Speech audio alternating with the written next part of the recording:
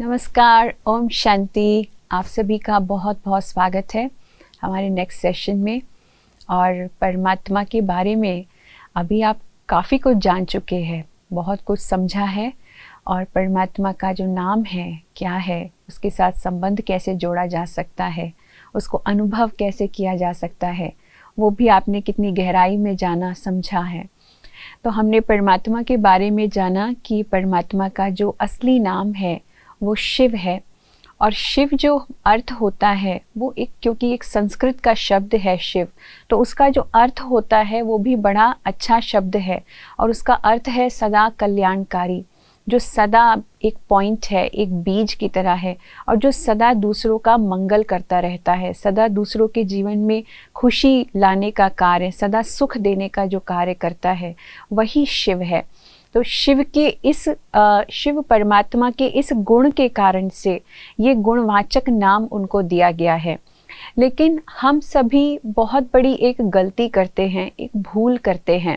शिव परमात्मा का नाम हमने शंकर जी के साथ जोड़ दिया है। अब ये भूल कैसे हुई?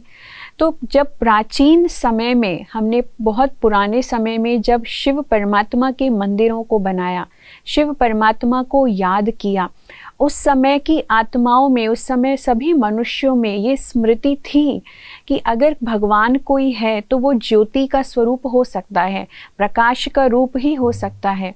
इसलिए जब शिव परमात्मा के सभी प्राचीन मंदिर बने तो उसमें सब जगह शिवलिंग बनाया गया और ज्योतिर्लिंगम रूप में ही परमात्मा शिव को याद किया गया।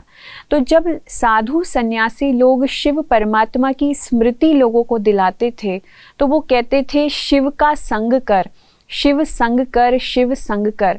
और ये कहते कहते ये शिव शंकर के साथ हमने उसको जोड़ दिया। तो आज शिव और शंकर को हम एक ही मानते हैं, जबकि राधा और कृष्ण का नाम भी एक साथ लिया जाता है, वो दोनों अलग हैं। राम और सीता जी का नाम भी एक साथ लिया जाता है, वो दोनों अलग हैं। उसी तरीके से शिव शंकर जब कहा जाता है तो वो दोनों भी अलग हैं, वो दोनों भी एक नहीं हैं। तो ये जोड़ियां हैं। तो शिव और शंकर भी एक जोड़ी की तरह है। स्वयं शंकर जी भी शिव परमात्मा को याद करते हैं। उन्हें जो प्राप्ति हो रही है वो भी शिव परमात्मा से हो रही है। आप जब भी शंकर जी के मंदिर में जाएंगे तो आप शिवलिंग को उनके सामने पाएंगे। तो शंकर जी ने जो ये तपस्वी रूप धारण किया है, जो ये पूरा वेशभूषा, जो पूरी एक वेशभूषा जो उन्होंने ली हुई है, वो क्यों ली है, क्यों उन्होंने ये तपस्वी रूप लिया है? वो इसीलिए लिया है क्योंकि उन्होंने एक वैरागी जीवन दिखाया है कि मेरे जीवन में वैराग्य है। क्यों? क्योंकि मैं शिव परमात्मा की आराधना में लीन हूँ, तपस्या में लीन हूँ। तो शंकर जी एक्चुअली में मनुष्य आत्मा के ही तपस्या रूप का एक यादगार है। तो और भी क्या अंतर है शिव परमपिता परमात्मा में और शंकर देवता में? आइए उसको देखते हैं। तो शिव के लिए हम कहते हैं शिव परमात्माय नमः, और शंकर जी के लिए हम कहते हैं शंकर देवताय नमः। हम कभी भी शंकर परमात्माय नमः नहीं कहते। तो शिव परमात्माय नमः, शिव परम पिता परमात्मा है, लेकिन जो शंकर हैं वो आकारी देवता हैं। शिव परमात्मा अशरीरी है, उनका कोई शरीर नहीं है, लेकिन शंकर जी का सूक्ष्म शरीर है, आकारी शरीर है। और आकारी जो दिखाया है उनको, इसका मतलब कभी तो उनका कोई जन्म भी हुआ होगा, कभी तो वो मृत्यु को भी प्राप्त हुए होंगे। तो ये एक सूक्ष्म देवता के रूप में उनको दिखाया गया है। लेकिन शिव परमात्मा अशरीरी परमपिता परमात्मा है। फिर आगे चलते हैं तो हम देखते हैं शिव परमात्मा जो है वो क्रिएटर है, रचता है, लेकिन शंकर जी जो है वो उनकी रचना है। तो दोनों में ये भी एक बहुत बड़ा अंतर है। फिर हम आगे देखें, शिव परमात्मा जो है वो सदा कल्याणकारी है। हम उनको सत्यम शिवम सुंदरम कहते हैं। हम कभी भी सत्यम शंकरम सुंदरम नहीं कहते। तो जहाँ जहाँ शिव यूज़ होता है शब्द, वहाँ कहीं भी शंकर शब्द से हम उसको रिप्लेस नहीं करते। तो शिव परमात्मा सदा सबका भला करने वाले, सदा मंगलकारी परमात्मा है। लेकिन शंकर जी का नाम तो सिर्फ विनाश के साथ ही लिया जाता है, तो उनको विनाशकारी देवता बताया गया है। उसी के साथ शिव परमात्मा योगेश्वर हैं, वो हैं जो हमको योग करने की शिक्षा देते हैं, उनके साथ हमें योग लगाना है। लेकिन जो शंकर जी हैं उनको तो योगी दिखाया है, वो खुद योग में लीन हैं, वो खुद शिव परमात्मा को याद कर रहे हैं। उसी तरीके से शिव परमात्मा परम धाम निवासी हैं, उनका जो निवास स्थान है वो इन 5 तत्वों के भी पार परम धाम, जिसको हम निर्वाण धाम भी कहते हैं, जिसको हम ब्रह्मलोक भी कहते हैं, इसलिए शिव परमात्मा को ही पार ब्रह्म परमेश्वर कहा जाता है। लेकिन जब शंकर की बात आती है तो शंकर जी तो सूक्ष्म वतन निवासी देवता हैं। फिर आगे बढ़ते हैं और हम देखते हैं कि जब हम शिव परमात्मा के मंदिर में जाते हैं जहाँ शिवलिंग होता है, तो नित्य हम बहुत सारी चीज़ें शिव परमात्मा के ऊपर अर्पित करते हैं। शिवलिंग के ऊपर हम बहुत सारी चीज़ें चढ़ाते हैं। कौन कौन सी चीज़ें चढ़ाते हैं हम शिवलिंग के ऊपर? जैसे हम दूध चढ़ाते हैं, पानी चढ़ाते हैं, और उस पानी की ही एक यादगार है कि हमने एक बहुत बड़ा एक वेसल जो है पानी से भर के हम शिव परमात्मा के ऊपर लगा के रखते हैं, जिसमें से बूंद बूंद जल जो है परमात्मा शिव के ऊपर, शिवलिंग के ऊपर गिरता रहता है। फिर हम बेलपत्र चढ़ाते हैं, उसके बाद आक के फूल भी चढ़ाते हैं, भांग चढ़ाते हैं, धतूरा चढ़ाते हैं। तो इतनी सारी चीज़ें हम शिवलिंग के ऊपर चढ़ाते हैं। क्या हम इनका आध्यात्मिक रहस्य जानते हैं? कितने वर्षों से हम शिवलिंग के ऊपर ये सारी चीज़ें चढ़ाते आ रहे हैं? क्या अर्थ है इनका? आइए एक एक करके जानते हैं। तो जब हम शिव परमात्मा पर दूध चढ़ाते हैं तो दूध का अर्थ क्या है? दूध जो है सफ़ेद होता है, दूध जो है पवित्र होता है। तो दूध का अर्थ है पवित्रता, दूध का अर्थ है अपने चरित्र को साफ और स्वच्छ बनाना। तो अपने चरित्र को इतना क्लीन रखना, जो सफ़ेद रंग जो उसमें दिखाया है वो किसी चीज़ का प्रतीक है। हमको अपने चरित्र को ऐसा साफ और स्वच्छ बनाना है, ऐसा क्लीन बनाना है, अपने चरित्र का निर्माण करना है, अपने अंदर शुद्धता को भरना है। तो वो शुद्धता हमें ये शिक्षा सिर्फ शिव परमात्मा ही देते हैं कि हे मानव, तुम अपने जीवन को अपने चरित्र को ऐसा साफ, ऐसा स्वच्छ बनाओ, ऐसा पावन बनाओ, शुद्ध बनो। तो ये शिक्षा परमात्मा शिव ने हम सभी आत्माओं को दी, लेकिन हमने उस शिक्षा को ध्यान में नहीं रखा, लेकिन हमने वो सब छोड़ कर के दूध चढ़ाना शिव परमात्मा पर शुरू कर दिया। फिर हमने पानी चढ़ाना शुरू किया। तो पानी का गुण होता है शीतलता, पानी ठंडक देता है। क्या हम एक दूसरे को, अपने जीवन में हमारी कितनी शीतलता है, हम क्या एक दूसरे को शांति का दान दे सकते हैं या खुद भी शांत रह सकते हैं? तो पानी जो चढ़ाना है, तो परमात्मा शिव ने हमें ये संदेश दिया कि हे मानव, तुम अपने अंदर शांति को ग्रहण करो, साइलेंस को ग्रहण करो, अपने जीवन को शांत बनाओ, शीतल बनाओ। तो हमने वो सब भी छोड़ कर के अशांति तो ले ली, लेकिन शिवलिंग को शांत करने के लिए उसके ऊपर पानी चढ़ाना शुरू कर दिया। तो आज हम जल चढ़ाते हैं शिवलिंग के ऊपर, जबकि जल जैसा शीतल, जल जैसा पावन हमें खुद बनना था। और उसी का ही एक प्रतीक जो है, जो एक वेसल है, एक बर्तन है जो उसके ऊपर रखा रहता है और उसमें से बूंद बूंद जल जो है शिवलिंग के ऊपर चढ़ता है। तो इसका क्या आध्यात्मिक रहस्य है? तो जल जो है वो इसलिए चढ़ता है कि हमें श्वासों श्वास शिव परमात्मा को याद करना था। बूंद बूंद का अर्थ है एक एक सांस जो उसके ऊपर अर्पित हो, हमारा जीवन का एक एक समय, एक एक क्षण उसकी याद में बीते। तो वो क्षण भी हम भगवान को नहीं दे पाए, उसकी याद में हम नहीं व्यतीत कर पाए। तो हमने उसका प्रतीक जो है एक जल के रूप में एक बर्तन रख के, उसमें पानी रख के और उसके ऊपर जल दिखा दिया, और वो बूंद बूंद उसके ऊपर गिर रहा है, हर क्षण उसके ऊपर वो जल गिर रहा है। तो वो अर्पण का प्रतीक है। तो हमें अपने जीवन में परमात्मा की याद के साथ जीवन व्यतीत करना था, लेकिन वो भी हमने नहीं किया।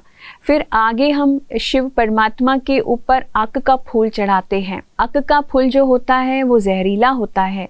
तो कोई भी ऐसे देवी देवता नहीं हैं जिनके ऊपर कभी ये फूल चढ़ाया जाता हो, लेकिन केवल एक शिवलिंग ही होता है जिसके ऊपर आक का फूल है, क्योंकि एक शिव परमात्मा ही है जो ऐसा फूल स्वीकार कर रहे हैं, और कोई फूल नहीं है।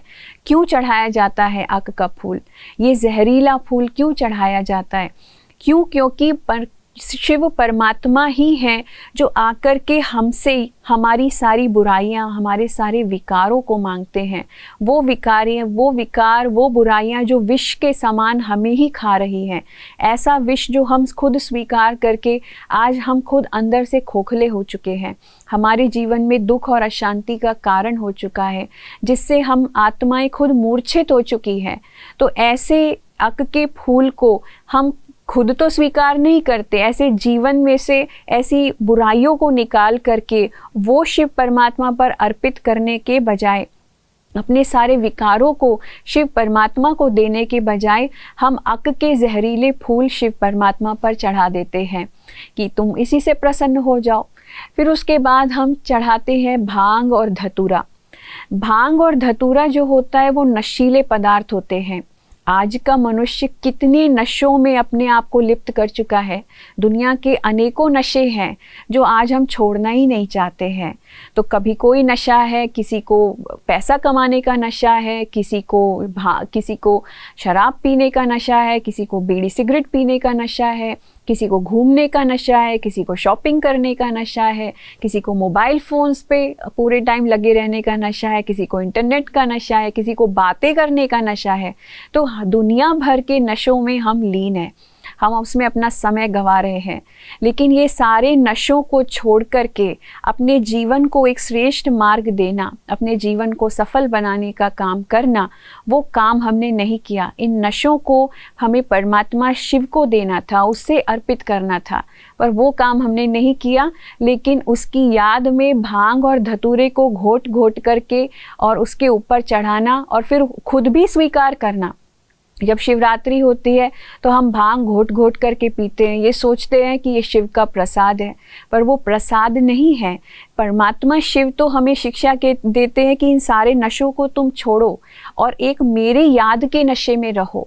तो उस नशे को हमने छोड़ा नहीं, इन सारी दुनियावी नशों को छोड़ा नहीं, लेकिन भांग और धतूरा ये शिव परमात्मा पे चढ़ाया। फिर उसके बाद बेलपत्र चढ़ाते हैं। तो बेलपत्र में 3 पत्ते आते हैं, आपने देखा होगा। तो और वो तीनों ही पत्र एक डंडी के साथ जुड़े हुए हैं। तो ये 3 पत्तियों वाला एक बेलपत्र ही होता है। तो ये शिव परमात्मा के ऊपर चढ़ाने का अर्थ क्यों है? परमात्मा शिव को त्रिमूर्ति भी कहा जाता है। मतलब यही वो है जो 3 मूर्तियाँ, 3 देवताओं की रचना करते हैं और उन 3 देवताओं के द्वारा एक दिव्य कर्तव्य करते हैं। तो वो त्रिमूर्ति शिव इसलिए हम कहते हैं। तो 3 देवता वो कौन हैं? वो है ब्रह्मा, विष्णु और शंकर। उनको हम और भी गहराई से अपने आगे जानेंगे कि वो 3 देवता कौन हैं। परंतु ये 3 देवताओं की रचना भी परमात्मा शिव के द्वारा होती है, उनके द्वारा कर्तव्य भी परमात्मा शिव करते हैं, इसीलिए बेलपत्र हम उनके ऊपर चढ़ाते हैं। फिर शिवलिंग को जब आप देखें तो शिवलिंग के आकार तो अनेक हैं। कोई इसको बहुत बड़ा बना देता है, कोई उसको छोटा बना देता है। जब हम साउथ में जाएं तो साउथ में अनेकों लोग छोटे छोटे से शिवलिंग जो हैं अपने पास रखते हैं, जिनको लिंगाइट्स कहते हैं, और वो छोटे छोटे लिंग अपने पास रखते हैं। तो शिवलिंग का आकार तो कोई कैसा भी बना लेता है, लेकिन ध्यान देने वाली चीज़ क्या है? शिवलिंग को जब आप देखें तो आप उसमें 3 रेखाओं को देखेंगे और उसमें सबसे बीच की रेखा पे एक बिंदु बना हुआ देखेंगे। तो ये बिंदु ही परमात्मा शिव का असली स्वरूप है। ये बिंदु ज्योति का स्वरूप है। यही बिंदु है जिसके साथ हम आत्माओं का कनेक्शन है। यही बिंदु हमारे परम पिता परमात्मा शिव है। तो जैसी आत्मा ज्योति बिंदु है, ऐसे परमात्मा भी बिंदु के समान है।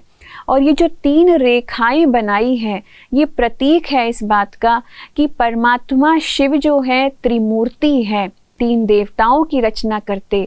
परमात्मा शिव जो है त्रिलोकी नाथ हैं, जो तीनों लोकों के मालिक हैं। मृत्यु लोक और निर्वाण धाम, शांति धाम, परम धाम और फिर सूक्ष्म लोक। तो ये तीनों लोकों के मालिक भी शिव परम पिता परमात्मा है। और फिर शिव परमात्मा त्रिनेत्री भी हैं, जो हमें तीसरा नेत्र देते हैं, जिसको ज्ञान का नेत्र कहा जाता है, थर्ड आई कहा जाता है। कहा जाता है जब ये आँख खुलती है तो सारे विश्व में तबाही होती है। कहा जाता है शंकर का तीसरा नेत्र जब खुलता है तो तीसरा नेत्र खोलने वाले कौन है? वो तीसरा नेत्र खोलने वाले, त्रिनेत्र देने वाले, तीसरा नेत्र देने वाले परमात्मा शिव है। तो इसीलिए ये बताया गया है। अब आप जानना चाहते होंगे कि शिवरात्रि हम क्यों मनाते हैं। बड़ी अनोखी सी ये यादगार है जो हम शिवरात्रि मनाते हैं। आप देखते होंगे दुनिया में हर एक व्यक्ति की बर्थडे मनाया जाता है। श्री कृष्ण का भी बर्थडे मनाया जाता है, सबका बर्थडे मनाया जाता है। लेकिन एक शिव परमात्मा ही है जिनकी बर्थ नाइट मनाई जाती है, शिवरात्रि कहा जाता है उसको। और महाशिवरात्रि के रूप में जब उसको हम सेलिब्रेट करते हैं तो क्यों है, क्या रहस्य है शिव परमात्मा की बर्थ नाइट मनाने का? क्यों? क्योंकि परमात्मा शिव ही हैं जो अंधकार में पैदा हुए हैं, अंधकार के समय में जिनका अवतरण हुआ है। लेकिन वो कौन सा अंधकार, वो कौन सी रात है जिसमें उनका अवतरण होता है? तो परमात्मा शिव का अवतरण इस कलयुग के अज्ञान रूपी अंधकार के समय होता है। जब ये कलयुग चरम सीमा पर पहुंच चुका होता है, अपने अंतिम चरण पे होता है, उस समय परमात्मा शिव ऐसी घनघोर रात में, जहाँ चारों तरफ हर मनुष्य आत्मा के अंदर अज्ञानता का अंधेरा है, जहाँ चारों तरफ पापाचार है, दुराचार है, भ्रष्टाचार है, तो ऐसी दुनिया में आकर के, ऐसी दुनिया में जागरण लाने का काम करते हैं, एक नया सवेरा लाने का काम करते हैं। इसीलिए उनको रात में आना पड़ता है। अगर वो दिन के उजाले में आए, अगर वो ऐसे समय में आए जब सभी आत्माएं सुखी हैं, तो क्या महत्व उनके आने का? तो निश्चय ही परमात्मा का अवतरण तो ऐसे समय पे होना चाहिए ना, जब हम सभी को सबसे ज़्यादा उनकी ज़रूरत है। कोई व्यक्ति को जो बहुत काम का व्यक्ति है, आप तभी तो एक्सपेक्ट करते हो ना, याद करते हो जब आपको उसकी सबसे ज़्यादा ज़रूरत होती है, और तभी सोचते हो कि अभी वो क्यों नहीं आता है। तो परमात्मा शिव अपने टाइम से कभी डिले नहीं करते हैं, एक्यूरेट टाइम पर पहुंचते हैं। तो उनके अवतरण का जो समय है वो भी फिक्स है।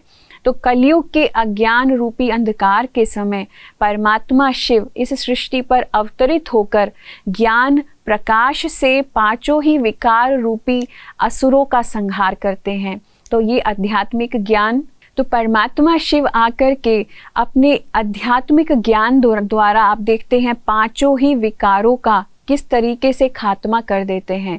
और आज ये 5 विकार, काम, क्रोध, लोभ, मोह, अहंकार, और इनका पूरा वंश आज पूरी सृष्टि के ऊपर फैला हुआ है। और इन 5 विकारों को समाप्त करना किसी मनुष्य का काम नहीं है, ये स्वयं ईश्वर का ही कार्य है। तो परमात्मा शिव का ही ये कार्य है कि इन असुरों का संहार करना। इसीलिए हम उनकी यादगार में शिवरात्रि मनाते हैं।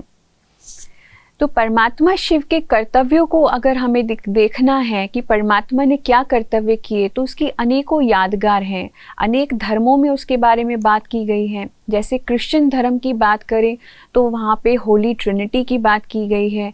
फादर, सन और होली स्पिरिट तीनों मिलकर के वो ज्ञान देने का कार्य कर रहे हैं, लोगों को समझाने का कार्य कर रहे हैं। उसी तरीके से अगर हम इस्लाम धर्म में देखें तो इस्लाम धर्म में 4 फरिश्ते दिखाए गए हैं कि अल्लाह के 4 फरिश्ते हैं जो अल्लाह का काम करते हैं, जिसमें जिब्राइल, इज़राइल और इसराफिल और मिकाएल। तो ये जो 4 फरिश्ते हैं, इनके द्वारा काम कर्तव्य परमात्मा का दिखाया गया है। जहाँ पर जिब्राइल को दिखाया है कि वो अवेकनिंग का कार्य करते हैं, ज्ञान देने का कार्य करते हैं। वहीं मलाकुल अर्थात इज़राइल को एंजल ऑफ डेथ दिखाया गया है। और उसी तरीके से इसराफिल को कहा गया है कि वो रिसरेक्शन का कार्य कर रहे हैं, मतलब लोगों के अंदर ये जागृति लेके आ रहे हैं कि डे ऑफ जजमेंट जो है बहुत जल्दी आने वाला है, क़यामत का समय बहुत जल्दी आने वाला है, तो वो उसका बिगुल बजा रहे हैं कि अब जागने का समय है। उसी तरीके से मिकाएल को जो दिखाया गया है वो पालना की तरफ दिखाया गया है कि वो रेन्स को लेके आना, सीजन्स को बदलना, तो मनुष्य सृष्टि को पालना करने का कार्य जो है वो मिकाएल के द्वारा हो रहा है। तो ये 4 फरिश्ते जो हैं अल्लाह का काम कर रहे हैं। तो जब शिव परमात्मा की हम बात करते हैं, शिव परमात्मा अपना यही दिव्य कर्तव्य जो है, जैसे अनेक धर्मों में उसके अलग अलग रूप में बताया गया है, तो हिंदू धर्म में उसी कर्तव्य को 3 देवताओं के द्वारा बताया गया है, जिसमें से पहले देवता हैं ब्रह्मा, और ब्रह्मा के द्वारा कहा गया है कि सृष्टि के सृजन करने का कार्य, सृष्टि की स्थापना का कार्य ब्रह्मा द्वारा किया गया। और फिर उसके बाद सृष्टि की पालना का जो कार्य है वो विष्णु के द्वारा किया गया, और उसके बाद जो सृष्टि के विनाश का कार्य है वो है शंकर द्वारा किया गया। और इसके कारण से परमात्मा का जो नाम है वो GOD अर्थात जनरेटर, ऑपरेटर और डिस्ट्रॉयर। तो ये 3 चीज़ें, जनरेटर अर्थात स्थापनकर्ता, ऑपरेटर अर्थात पालनकर्ता, डिस्ट्रॉयर अर्थात विनाशकर्ता, तो ये जो कर्तव्य है परमात्मा शिव, जनरेशन का कार्य, ऑपरेशन का कार्य और डिस्ट्रक्शन का कार्य, इस कर्तव्य को हमें बहुत गहराई से जानने की आवश्यकता है कि जनरेशन परमात्मा कब करेंगे, किस समय पे आकर के स्थापना का कार्य होना है, फिर विनाश का कार्य कौन सी चीज़ का विनाश होना है, पालना का कार्य कब शुरू होगा और किसकी पालना करनी है।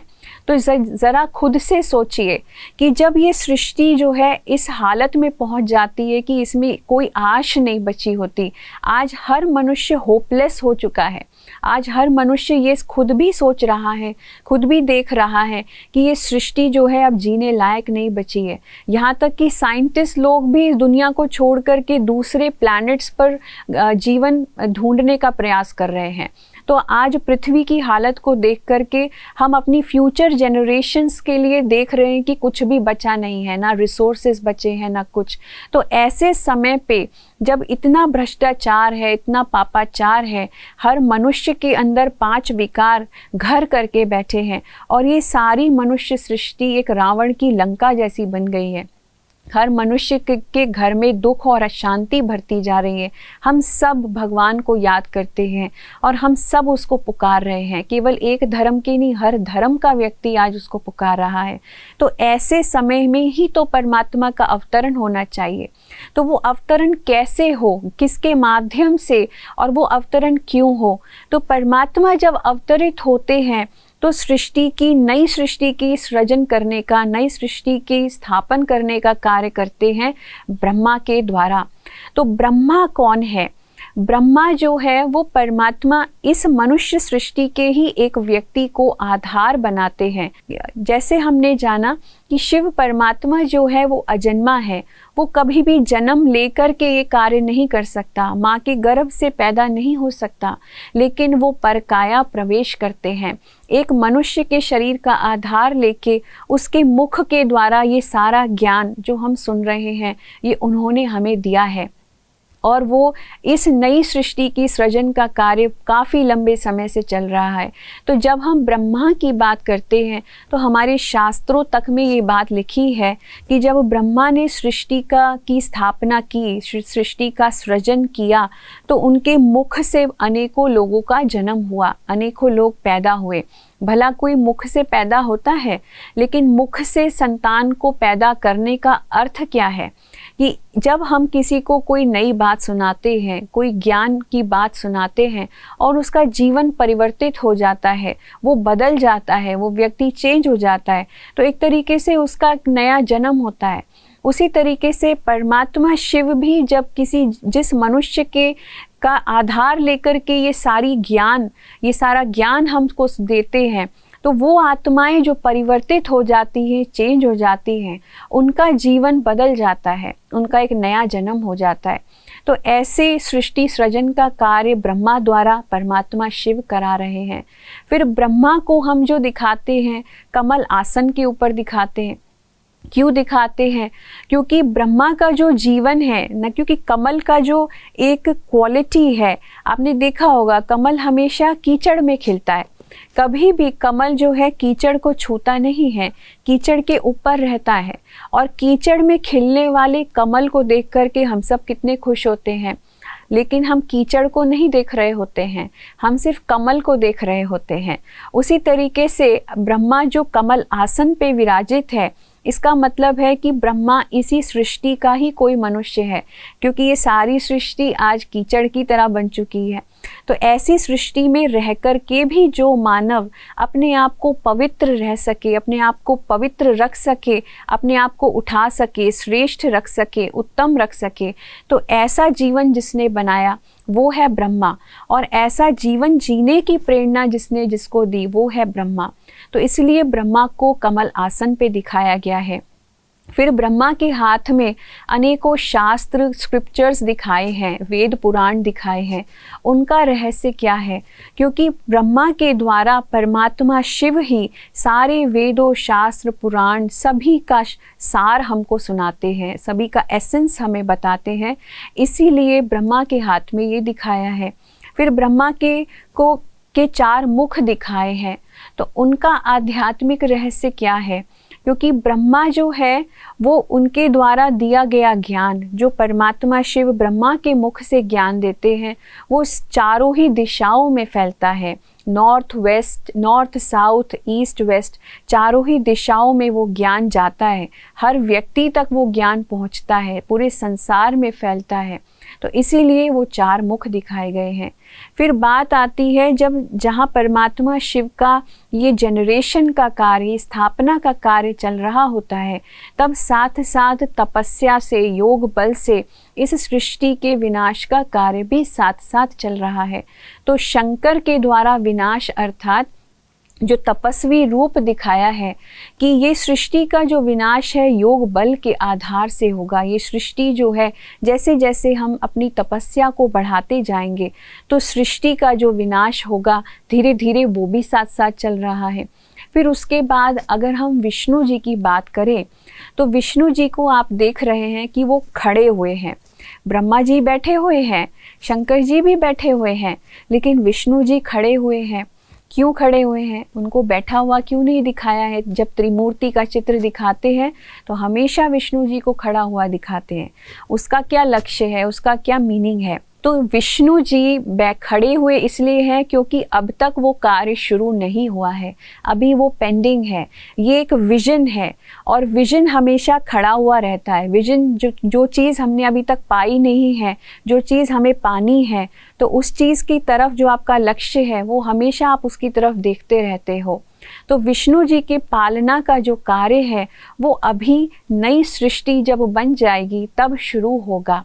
तो इसलिए हमारा जो विजन है वो ये है कि मनुष्य सृष्टि ऐसी हो जहाँ नर ऐसी करनी करे जो वो नारायण कहलाए और नारी ऐसी करनी करे जो वो लक्ष्मी कहलाए। तो इसलिए जो विष्णु है वो लक्ष्मी और नारायण का कंबाइंड रूप है। अदरवाइज ऐसा कोई व्यक्ति नहीं होता है जिसके 4 हाथ हो। आज एक मनुष्य की एक उंगली भी एक्स्ट्रा हो जाए तो आप उसको नॉर्मल नहीं कहेंगे, लेकिन यहाँ तो हम 4 हाथ दिखा रहे हैं। किसी के 4 हाथ दिखाने का मतलब ये है कि उसकी क्वालिटीज़ हैं, ये उसके गुण हैं। तो विष्णु जी तो ऊपर से लेके नीचे तक किसी चीज़ का प्रतीक है। तो 4 हाथों में 4 अलंकार दिए हुए हैं।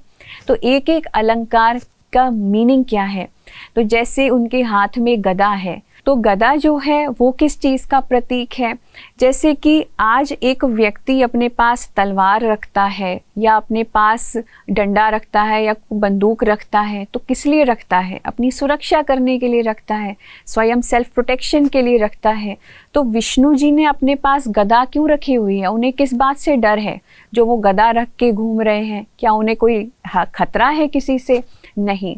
ये प्रतीक है कि हम आत्माएं अगर ज्ञान की गदा अपने पास रखें, सदा ये ज्ञान, आध्यात्मिक ज्ञान अगर हम अपनी बुद्धि के अंदर रखें तो हम अपनी बुराइयों को, अपनी कमज़ोरियों के ऊपर विजय प्राप्त कर सकते हैं। क्योंकि आज सबसे ज़्यादा खतरा हमें हमारी ही वीकनेसेस का है जो हमें कमज़ोर बना देती हैं। कोई भी क्षण में आकर के हमारी कमज़ोरियाँ बाहर आ जाती हैं और वो हमसे कोई ना कोई गलत काम करा देती है। तो यही चीज़ें हम अपने अंदर बदलते जाएं। तो ऐसी ज्ञान की गदा को चलाओ कि अपनी वीकनेसेस के ऊपर विजय पाओ। तो ज्ञान की गदा को सदा अपने साथ रखिए। फिर दूसरा जो प्रतीक है वो है स्वदर्शन चक्र। तो स्वदर्शन चक्र क्या है? क्या स्वदर्शन चक्र गला काटने के लिए इस्तेमाल किया जाता है? जबकि हम विष्णु जी को तो संपूर्ण अहिंसक कहते हैं। उन्होंने किसी का गला काट के कोई हिंसा नहीं की है, किसी को मारा नहीं है। ऐसी हिंसा करने वाले को तो हम क्या करेंगे? जेल में डाल देंगे। लेकिन कौन सा चक्र चलाया? ये कौन सा चक्र है? उसका नाम ही है स्वदर्शन चक्र। स्वयं का दर्शन करना कि मैं हूँ कौन, इस सृष्टि नाटक में मेरा रोल क्या है, मैं क्या हूँ, किस दर्जे की आत्मा हूँ, क्या मेरा आध्यात्मिक नाम क्या है, मेरा परिचय क्या है, अपने आप को जानना। तो जितना हम खुद को जानेंगे, अपने आप को समझेंगे, तो आप धीरे धीरे करके अपने साथ बहुत सारी चीज़ें जो आज हम अपने अंदर ग्रो कर चुके हैं, जैसे कि हमारा अभिमान, अपने अभिमान का गला काट दीजिए। जैसे कि अपमान की भावना कि मेरा अपमान किया गया, उस भावनाओं का भी गला काट दीजिए। तो ऐसे घमंड है, ईर्ष्या है, तो ऐसे कितनी सारी चीज़ों के साथ हम अपने आप को जोड़ के रखते हैं। तो सबसे पहले जब हम खुद का दर्शन करें कि मैं एक चैतन्य शक्ति आत्मा हूँ, तो ना तो मुझे अभिमान आ सकता है शरीर से जुड़ा या किसी चीज़ से जुड़ा, ना ही अपमान की फीलिंग आ सकती है, ना ही ईर्ष्या हो सकती है किसी से, ना ही घमंड हो सकता है किसी बात का। तो ये सारी चीज़ों का गला काट दे तो स्वयं स्वदर्शन हो गया। तो स्वदर्शन चक्र फिराना। फिर जो तीसरा है अलंकार वो है शंख। तो शंख क्यों चलाया, शंख क्यों बजाया? शंख जब भी कोई शुभ कार्य होता है तो लोग शंख बजाते हैं। तो शंख ध्वनि बड़ी शुभ मानी जाती है। क्या हमारा ये जो कंठ है ये शंख के समान नहीं है? इसमें से भी तो वाणी निकलती है, जैसे शंख में से वाणी निकलती है। तो आज मनुष्य अपने जीवन में बोली की गोली चलाता है। हम अपने मुख से कितने लोगों को कैसे कैसे अपशब्द बोल करके उनको घायल कर देते हैं, उनको दुख देते हैं। दुनिया में जो गोली चला करके किसी को हानि पहुंचाए तो वो भी शायद ठीक हो सकती है, लेकिन बोली की गोली चलाई हुई सारी उम्र याद रहती है कि फलाने व्यक्ति ने मुझसे ये कहा था, मैं कभी नहीं भूल सकता, और वो हमेशा उसे दुख देती रहती है। तो ऐसे शब्द अपने मुख से निकालो जो दूसरे के जीवन में सुख लेकर के आए, शांति लेकर के आए। तो सब आत्माओं को ईश्वरीय ज्ञान देने का ये जो कार्य है और अपने मुख से हमेशा मीठे बोल बोलने का जो ये प्रक्रिया है, इसी को शंख ध्वनि करना कहा जाता है। फिर जो लास्ट है उनके एक हाथ में कमल दिखाया गया है। तो कमल वही हमारा गृहस्थ जीवन ऐसा पवित्रता से भरा हुआ हो, अनासक्त हो, हम नष्टो मुहा बन के रहे। क्योंकि कमल को भी जब उसका प्रतीक एक और क्या है, कीचड़ में भले ही वो रहता है लेकिन वो परिवार के साथ ही रहता है। कीचड़ के नीचे कमल का सारा परिवार होता है। तो ऐसे परिवार में ही रहना है, लेकिन अपने परिवार को, अपने घर को स्वर्ग बनाइए, जहाँ पर हर मनुष्य ऐसा काम कर रहा है जो श्रेष्ठ है। अच्छे काम कीजिए, अच्छे शुभ कर्म कीजिए, तो आपका जीवन भी विष्णु के समान बन जाएगा। तो ऊपर से लेके नीचे तक जो विष्णु जी को हमने दिखाया है वो हमारा लक्ष्य है कि हम विष्णु के समान बने।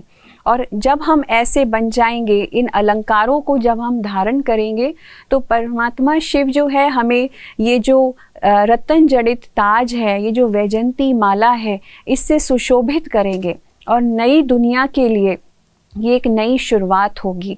और हम ऐसी दुनिया में देवता बनकर के, एक श्रेष्ठ मानव बनकर के जन्म ले सकते हैं, जब यही पालना का कार्य जो है विष्णु जी का परमात्मा शिव जो है कराते हैं।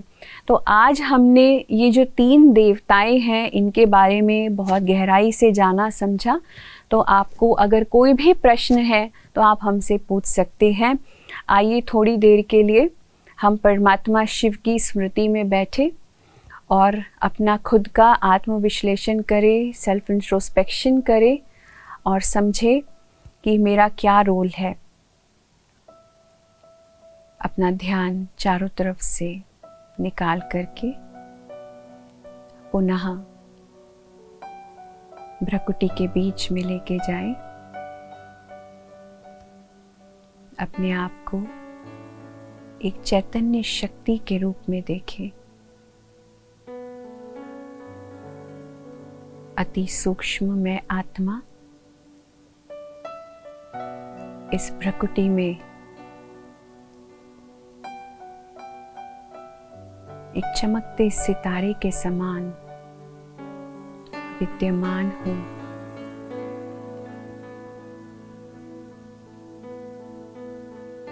मैं आत्मा शांत स्वरूप हूँ, पवित्र स्वरूप हूँ, आनंद स्वरूप हूँ। मुझ आत्मा ने अपने दिव्य कर्तव्य को भी जाना है और परमात्मा के दिव्य कर्तव्य को जाना है। कितना मीठा संबंध है मेरा शिव परमात्मा के साथ। वो मेरे पिता हैं, मेरे शिक्षक हैं, मेरे गुरु हैं।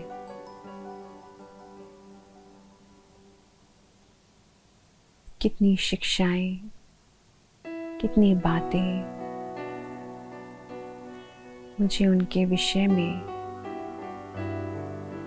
और इस संसार के विषय में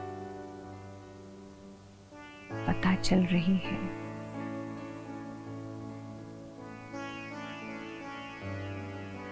मैं आत्मा अज्ञानता के अंधेरे में कहीं खो गई थी। इस संसार को सच समझकर, रियलिटी समझकर चल रही थी।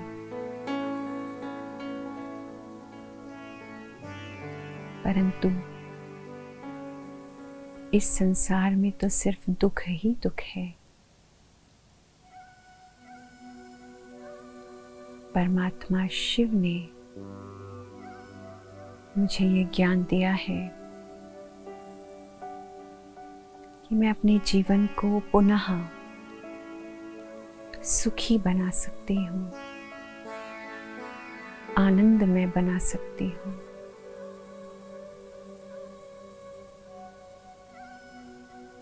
मेरे हर कर्म से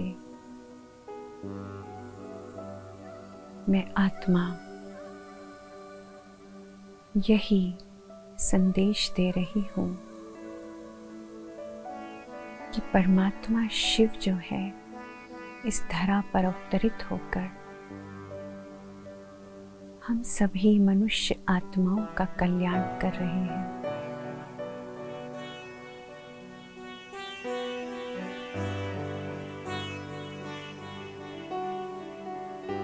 मैं आत्मा इस आध्यात्मिक ज्ञान द्वारा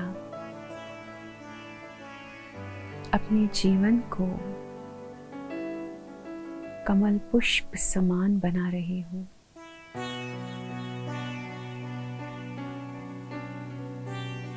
श्रेष्ठ बना रही हूँ, पवित्र बना रही हूँ।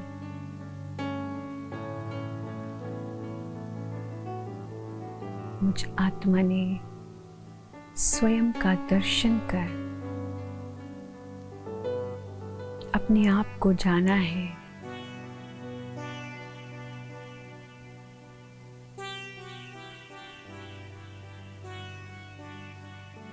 कितनी बातें जो मुझे घेर रखी थी,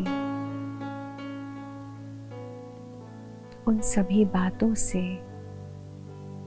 मैं आत्मा मुक्त होती जा रही हूँ।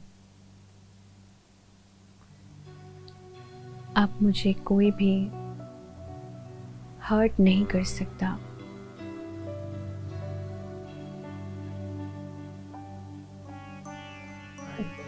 ऊपर से भी आवाज आ रही है ना? अब मुझे कोई भी हर्ट नहीं कर सकता, चोट नहीं पहुंचा सकता। मैं आत्मा सदा खुश रहूंगी। खुशी, आनंद और सुख मेरे निजी संस्कार है, मेरे निजी गुण है।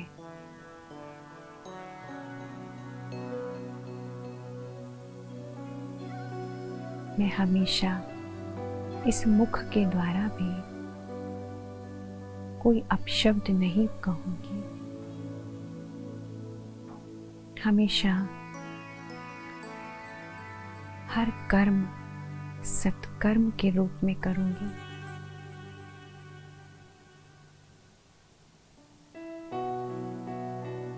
इस शरीर का भी सदुपयोग करूंगी।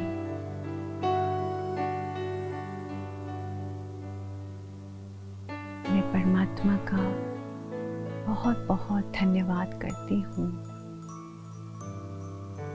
जो उन्होंने इतनी श्रेष्ठ शिक्षाएं मुझे दी।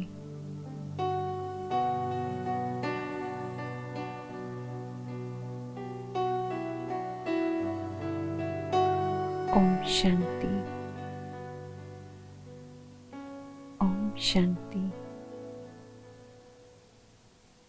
ओम शांति।